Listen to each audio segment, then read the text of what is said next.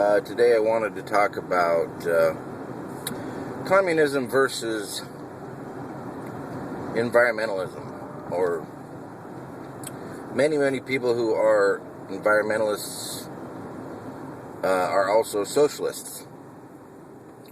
Of course, what they don't realize is socialism has never worked. In pure socialism, there's never been any country that stayed pure socialist. It always degraded into some type of dictatorship. But anyway, what I really want to talk to you about is the difference between, or the issue with socialism, which will degrade into communism, and environmentalism. I'm about to drive through Princeton University, and they have an interesting little sign up here, and I'll show it to you. It says comuniversity. I mean, why don't they just say we're all communists here? I mean, I know they meant something different, I get it. That doesn't mean that the reality isn't that they are a comuniversity. I didn't write it, they did, so don't yell at me. All I'm saying is it's strangely appropriate, because I have no doubt their teachers have been teaching socialism as a utopian society, which just doesn't work. But the reason I want to point this out is, okay, here comes the sign. All right, read this sign, so you don't think I'm lying. Comuniversity. I didn't write it, they did. Okay? So they, like I said, can you be more realistic? So don't yell at me that I said that the people in Princeton are communists. What I'm saying is they're the ones who wrote the sign, and it seems strangely appropriate.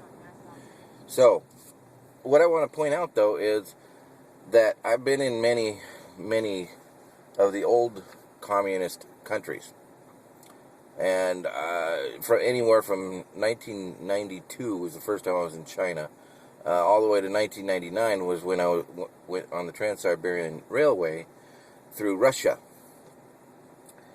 I've gone through Mongolia. I've been in many of the communist countries. I've seen the difference between North Korea and South Korea. I've been in South Korea, have looked over into North Korea, and I'm sure everybody's seen the videos of North Korea. What I want to point out is all of you people who think that you're environmentalists who support socialism. So right here we're at Princeton University. It's really the only reason this town exists is for the university. But all of you people who support socialism, you need to be a little bit aware of the historical record of how communism, which socialism eventually degrades into, communist dictatorship usually, how well socialism has done with it in the record of environmental issues. Okay, what's the only country that let a nuclear reactor melt down on purpose? And by the way, I say on purpose because I've read through the documentation on that, and they actually turned off all of the safety switches. They turned off the safety switches trying to make more power, and they melted it down. It's called Chernobyl. Look it up. It was being run by the... And can't get through here. Shoot. 3 cars. What a wonderful light. So Chernobyl was the one. It was actually worse than what happened in Japan. They actually melted down and blew stuff everywhere. Had to evacuate just massive square miles, whole cities, right? So what did that happen?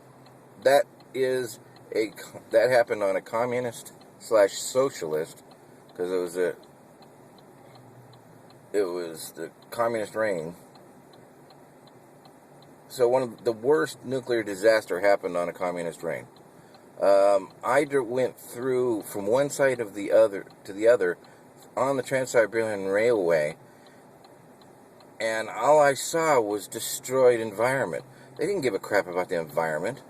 Let's talk about the Nazis, not the National Socialist Party of Germany. They destroyed half the world in their war. Let's talk about Cuba. If you've ever seen pictures of it, it's terrible.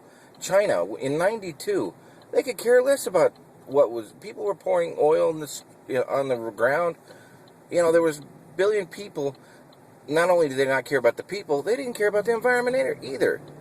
If you really cared about the environment, you'd look in history. Who cares? Who works with it? Who actually has money or spends money on the environment? It's not going to be socialists. It will be capitalists that are productive.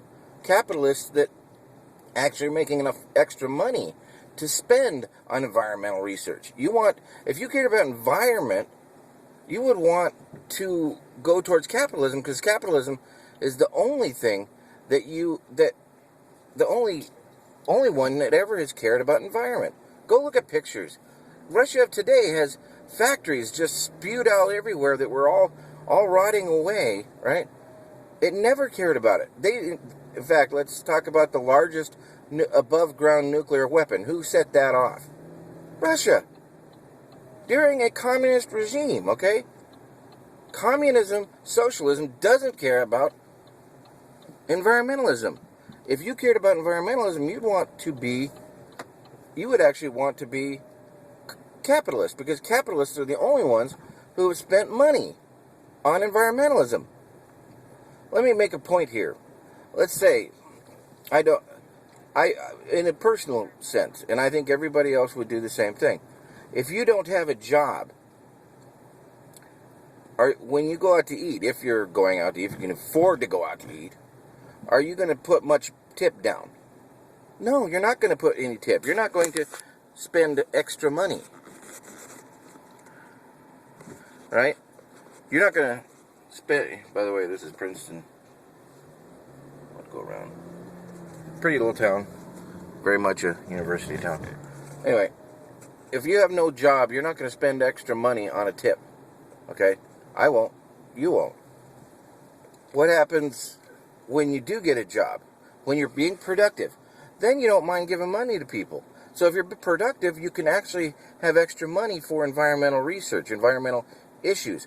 When you don't have any money, there is no money for environmental issues. Environmental issues do not make their own money. They do not support themselves. So if you're an environmentalist, you really should want capitalism so that your environmental issues can be paid for. Companies that are going under are not going to give money to environmental research.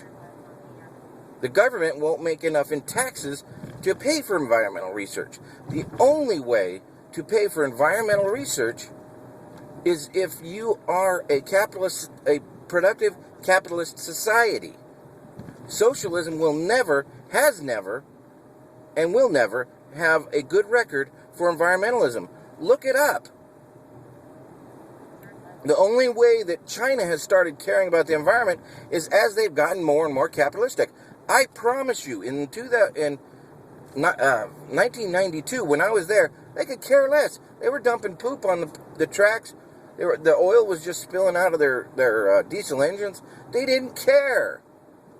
Their trucks were 1950s trucks, had no emissions on them at all. They didn't care about emissions as a communist society, as a socialist society, because there's no money for it. The only way that you will get money for environmental projects, for helping the environment, for taking care of the environment, is if you're a capitalistic society. The only societies that have ever taken care of the environment has been capitalism.